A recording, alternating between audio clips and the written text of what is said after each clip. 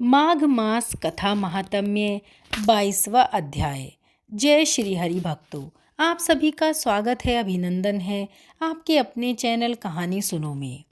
22वें अध्याय को हम श्रद्धा भाव से श्रवण करते हैं। इतना कहकर भगवान अंतर्ध्यान हो गए। तब देवनिधि कहने लगे, हे महर्षि, जैसे गंगा जी में स्नान करने से मनुष्य पवित्र हो जाता है, वैसे ही भगवान की इस कथा को सुनकर मैं पवित्र हो गया। कृपया करके उस स्रोत को कहिए जिससे उस ब्राह्मण ने भगवान को प्रसन्न किया।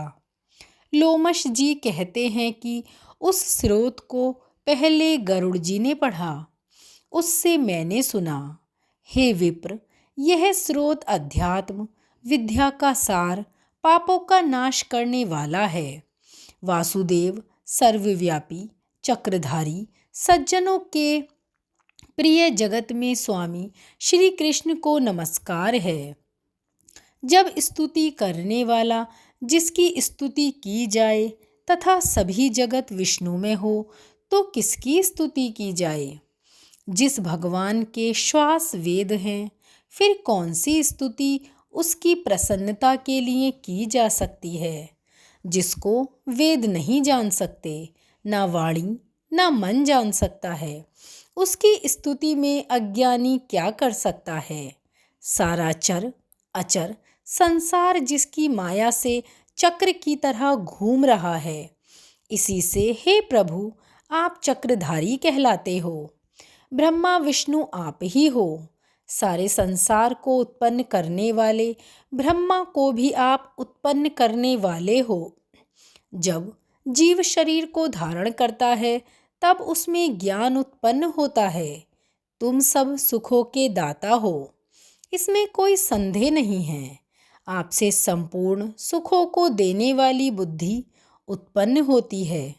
आप ही 5 कामेंद्रिय, पंच महाभूत तथा मन के विविध भाव हो। ब्रह्मा विष्णु रुद्र की कल्पना से आप संसार की कल्पना इसी प्रकार करते हो जैसे पिता पुत्री की। कवियों में जो रूप शोभा देता है, उन निर्गुण विष्णु भगवान को मैं नमस्कार करता हूँ। जिसमें ज्ञान रखने से श्रुतियों के कहे हुए कर्मों को लोग करते हैं, उस परम ब्रह्म को मैं नमस्कार करता हूँ।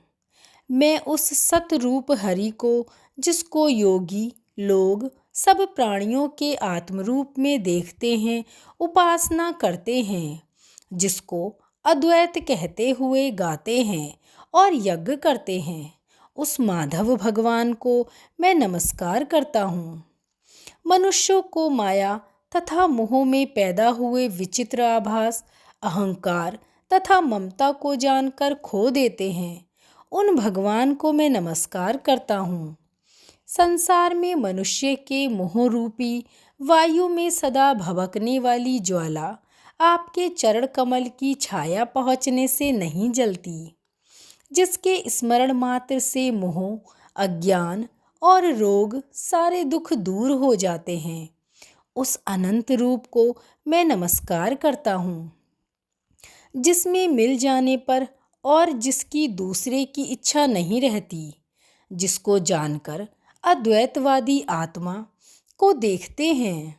यदि विष्णु शब्द का अर्थ और उसके विषय का ज्ञान एक ही होता, तो इस सत्य से हे माधव, इस संसार की माया में फंसकर तेरे ही ध्यान में रत रहता। यदि वेदांत दर्शन में भगवान सारे संसार में व्याप्त है, तो इसी सत्य से भगवान में भरी निर्विघ्न भक्ति हो, जो बीज नहीं है तो भी बिना बीज के स्वयं विद्यमान है। सो वह विष्णु भगवान रूपी रंग से हमारे बीज के टुकड़े टुकड़े को, जो सृष्टि स्थिति तथा लय के लिए ब्रह्मा विष्णु महेश 3 रूप धारण करते हैं, और कार्य में सत रज और तम इन तीनों गुणों में विद्यमान हैं, वह भगवान मुझ पर प्रसन्न हो। जो प्राणियों के हृदय रूपी मंदिर में निर्मल देव वास करते हैं, वह भगवान मुझ पर प्रसन्न हो, जो अविद्यापूर्ण संसार का त्याग करता है। जग में आप हो, आपका बनाया हुआ विश्व आनंद करता है। आपके त्याग करने पर अपवित्र हो जाता है, उसके साथ करने पर भी तुम बिना साथ के बने रहते हो। विकार रहित जिनके चावार्क पंचभूत योग से पैदा हुआ चैतन्य मानते हुए उपासना करते हैं। जैन लोग आपको शरीर का परिणाम मानते हैं और सांख्यवादी तुम्ही को प्रकृति से परे पुरुष मानकर ध्यान करते हैं। जन्म इत्यादि से रहित चैतन्य रूप सदा आनंद स्वरूप उपनिषद जिसकी महिमा गाते हैं। आकाशविद पंच महाभूत देह मन बुद्धि इंद्रियां सब कुछ तुम ही हो, तुमसे अलग और कुछ नहीं। तुम ही सब प्राणियों को उत्पन्न करने वाले हो और मुझको शरण देने वाले हो। तुम अग्नि रवि इंद्र होम मंत्र क्रिया तथा फल सब तुम ही हो। कर्म के फल देने वाले बैकुंठ में तुम्हारे सिवाय कोई नहीं है। मैं तुम्हारी शरण में हूँ। सब प्राणियों के हेतु तथा उनको शरण देने वाले तुम ही हो। जैसे युवा पुरुष की युवती में और युवती की युवा पुरुष में प्रीति होती है, वैसे ही मेरी प्रीति भी तुम ही हो। जो पापी भी आपको प्रणाम करता है उसको यमदूत नहीं देखते, जैसे उल्लू सूर्य को। प्रत्येक पाप मनुष्य को उस समय तक सुख देते हैं जब तक वह अपने चरण कमलों का सहारा नहीं लेता। जिसको गुण जाति तथा धर्म को स्पर्श नहीं कर सकते तथा गतियाँ भी स्पर्श नहीं करती, जो इंद्रियों के वशीभूत नहीं हैं, जिनका बड़े बड़े मुनि लोग साक्षात नहीं कर सकते, मैं उन भगवान को नमस्कार करता हूँ। जितने ज्ञान रूपी सुंदर गुण हैं, जिन्होंने सुख स्वरूप मोक्ष रूपी लक्ष्मी का आलिंगन किया, जिन्होंने आत्मस्वरूप सुख भोगा है और जिन्होंने ध्यान रूप से मृत्यु को वश में कर लिया, ऐसे मुनियों से सेवित भगवान को मैं नमस्कार करता हूँ। जो जन्मादि से अलग है, जिनको काम क्रोध आदि दोष दुख नहीं देते, उन वासुदेव भगवान को मैं नमस्कार करता हूँ। जिनके ज्ञान की गति से अविद्या रूपी मल शुद्ध हो जाता है, जिनके ज्ञान रूपी शस्त्र से संसार रूपी शत्रु का नाश हो जाता है, उन दुखों के नाश करने वाले को मैं नमस्कार करता हूँ। जिस प्रकार सब स्थावर जंगम संसार को उत्पन्न करते हैं, इसी सत्य से भगवान मुझको दर्शन दें। इस प्रकार उसकी सच्ची भक्ति देखकर भगवान ने प्रसन्न होकर उस ब्राह्मण को दर्शन दिए और ब्राह्मण की स्तुति से प्रसन्न होकर उसको वरदान देकर अंतर्ध्यान हो गए और वह ब्राह्मण कृतकृत्य होकर भगवान में लीन हो गया और शिष्यों के साथ स्रोत पढ़ता हुआ तपोवन में रहने लगा। जो कोई स्रोत को पढ़ता अथवा सुनता है, उसकी बुद्धि पाप में नहीं लगती, न ही बुरा फल देखता है। इसके कीर्तन से मनुष्य की बुद्धि मन तथा इंद्रियां स्वस्थ होती हैं। जो भक्ति पूर्वक इसके अर्थ को विचार कर इसका जप करता है, वह वैष्णव पद को प्राप्त होता है। इसके सदैव पढ़ने से मनवांछित कार्य सिद्ध हो जाते हैं।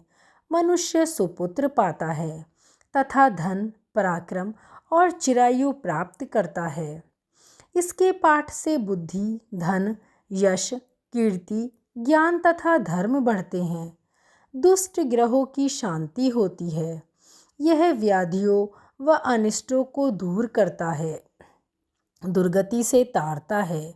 इसके पढ़ने से सिंह व्याघ्र चोर भूत देव पिशाच और राक्षस का भय नहीं रहता। जो भगवान का पूजन करके इस स्रोत को पढ़ता है, वह पापों से ऐसे ही अलग रहता है जैसे जल पंख से कमल। जो इस स्रोत को 1 काल, 2 काल या 3 काल पढ़ता है वह अक्षय फल प्राप्त करता है।